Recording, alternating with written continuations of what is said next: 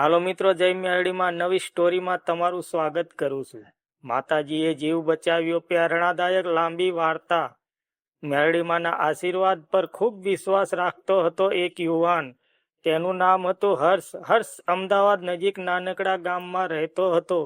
ઘરમાં માતા પિતા અને એક નાની બહેન। પરિસ્થિતિ સામાન્ય હતી, પણ હર્ષ મહેનતી અને ભક્તિવાળો હતો। દરરોજ સવારે તે માતાજીના મંદિરે જઈ દીવો પ્રગટાવતો અને કહેતો, માતા, મારા પરિવાર પર હંમેશા કૃપા રાખજો। મુશ્કેલીની શરૂઆત।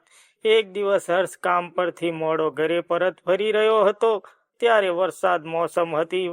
રસ્તા પર પાણી ભરાયેલું હતું। ગામની બહાર એક નદી ઉપરનો જૂનો પુલ હતો। અચાનક ભારે વરસાદ વધ્યો અને પાણીનો પ્રવાહ જોરથી વહી રહ્યો હતો। હર્ષ બાઇક લઈને પુલ પરથી પસાર થતો હતો, ત્યારે અચાનક બાઇક સ્લીપ થઈ ગઈ। તે સીધો પાણીમાં પટકાયો। પાણીનો પ્રવાહ એટલો હતો તેજ તે વહેવા લાગ્યો। આસપાસ કોઈ ન હતું। હર્ષને લાગ્યું હવે બચવું મુશ્કેલ છે।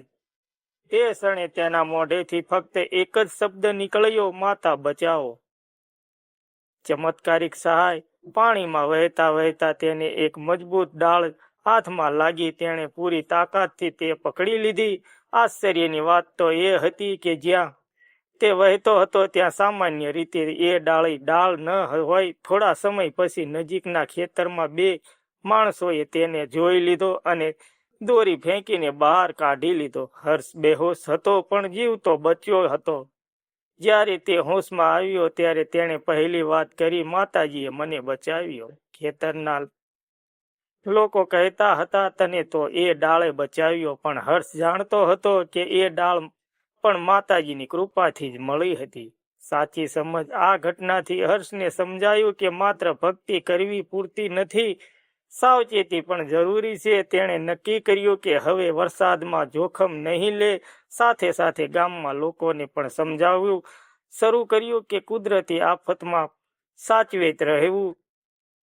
હર્ષ દર દિવસે મંદિરે પ્રસાદ ચડાવતો અને કહેતો, માતા મને બીજી જિંદગી આપી છે, હવે હું આ જીવન સારા કામમાં વાપરીશ। પ્રેરણાદાયક। આ વાર્તા આપણને શીખવીએ છે, ભક્તિ અને વિશ્વાસ મોટી શક્તિ છે। મુશ્કેલીમાં ધીરજ રાખવી જોઈએ। ભગવાન મદદ કરે છે, પણ સમજદારી પણ જરૂરી છે। જીવન મળ્યું છે તો સારા કાર્ય માટે વાપરવું જોઈએ। જય માતાજી। મિત્રો, સ્ટોરી સારી લાગી હોય તો લાઈક, કમેન્ટ, શેર કરવાનું ભૂલતા નહીં। મળશું બીજા વિડીયોમાં। ત્યાં સુધી જય માતાજી।